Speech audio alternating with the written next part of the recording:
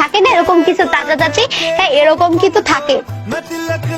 Sorry আমার phone আসতেছিল, phone এই জন্য আমি একটু বন্ধ করে দিছি।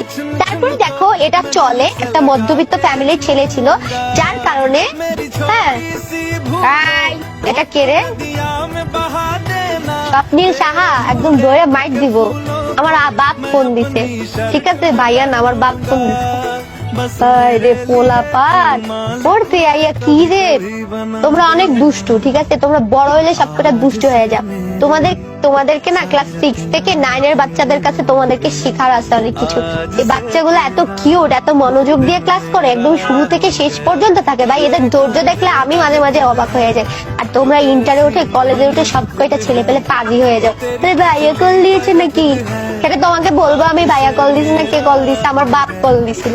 ঠিক আছে ক্লাস মনোযোগ দিয়ে করো। আর স্বপ্নি এই ক্লাসের শেষে আমি এমসিকিউ নিব, দেখবো কয়টার অ্যান্সার দিতে পারো, ঠিক আছে?